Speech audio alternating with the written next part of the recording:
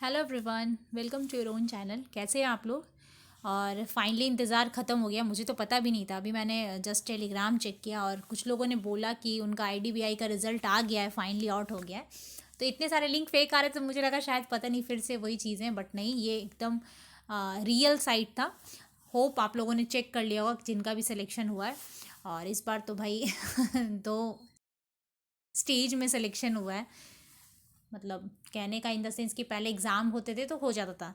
अब क्या है कि भाई इंटरव्यू दे के आप लोगों ने सिलेक्शन लिया है, तो बहुत बहुत कॉन्ग्रेचुलेशन।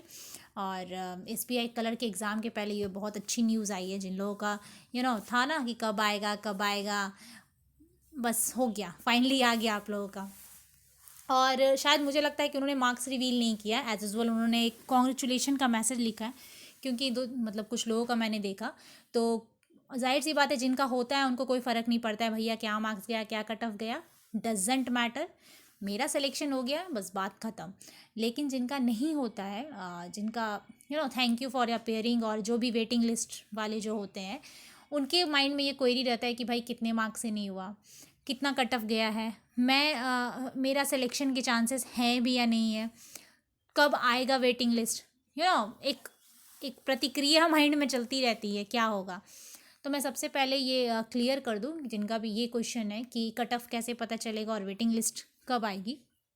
पहली बात तो ये, आप आरटीआई रिप्लाई अप्लाई कर दें, जिसमें क्वेश्चन आप पूछते हैं उधर से आंसर आता है आरटीआई जब अप्लाई करते हैं तो।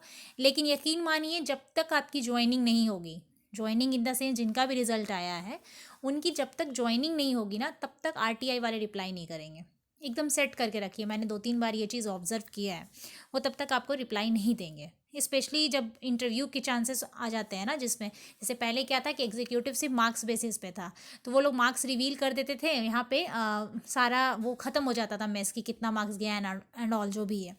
बट इस बार तो उन्होंने किया नहीं। तो जब तक आपका सिलेक्शन मतलब एक बैच का ज्वाइनिंग नहीं हो जाएगा ना, तब तक वो लोग नहीं देंगे आंसर। पहला क्वेश्चन। दूसरा ये कि वेटिंग लिस्ट कितने मार्क्स तक क्लियर होगा, वेटिंग लिस्ट का चांस क्या है और कब आएगा वेटिंग लिस्ट। एक लाइन में, वेटिंग लिस्ट बहुत जल्दी आएगी।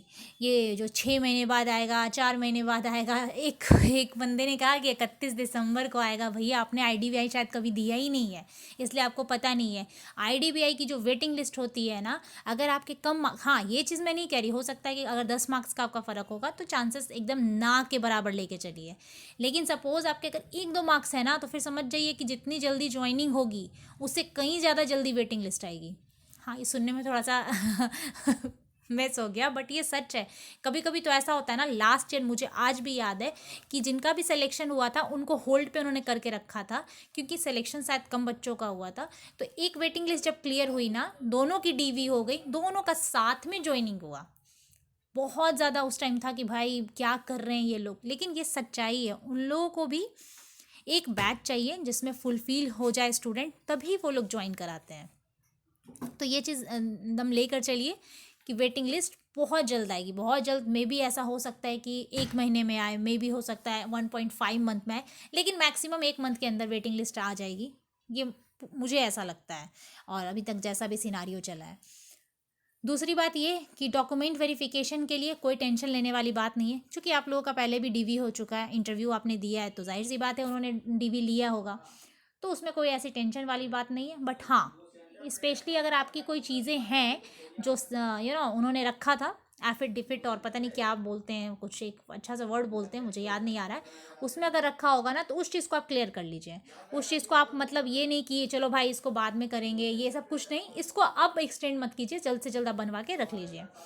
एंड डीवी के बाद फिर वही 1 वीक का गैप, देन आपको 3-4 दिन की रॉयल ट्रेनिंग, 5 स्टार, शायद उस टाइम 3 स्टार में मिलता था, अभी मुझे आइडिया नहीं है। तो 3 स्टार होटल में मस्त 3-4 दिन की ट्रेनिंग चलेगी, देन ज्वाइन कीजिए और 27,000 इन हैंड आप कमाइए, है ना। चलें फिर, ज़्यादा वीडियो लंबा नहीं करें। ये छोटे छोटे क्वेश्चन थे वेटिंग लिस्ट को लेके, वो मैंने बना दिए। होप क्लियर होगा और टेंशन लेने वाली बात नहीं है। और ऑफकोर्स ये बहुत अच्छी चीज़ है यार, बहुत मज़ा आया मतलब सुन के रिजल्ट। मतलब वो होता है यार, जिनका नहीं सिलेक्शन है ना, वो भी टेंशन में रहते हैं इस एग्ज़ाम में, जिनका सिलेक्शन है ना वो भी टेंशन में रहते हैं, भैया जाऊँ या नहीं जाऊँ है ना। तो इतनी सोचने वाली बात नहीं यार, आपने बहुत बड़ा मतलब क्या कहते हैं यार, सिंपल सी बात है, अचीवमेंट कोई छोटी बड़ी नहीं होती है। अगर मैं ये लाइन बोल दूँ कि आपने बहुत बड़ी अचीवमेंट की है बैंक सेक्टर में, अगर आप तैयारी करें तो कोई छोटी, ये गलत नहीं होगा यार। ऐसा नहीं होता कि सबके सिलेक्शन हो गए, ऊपर से तब जब ये पर्सनल इंटरव्यू भी था। होप कि थोड़ा सा अच्छा फील हुआ होगा आप लोगों को। चलिए फिर, थैंक यू सो मच, अपना ख्याल रखें। और हाँ, एक चीज़ है, प्लीज़ कमेंट कीजिए किनका सिलेक्शन हुआ, और अटेम्प्ट एक बार ब्रैकेट में ज़रूर डाल दीजिएगा, ताकि इससे एक कट ऑफ का आइडिया लग जाए कि कितना कट ऑफ गया है ना। तो ज़रूर डालें। Once again, congratulation, thank you.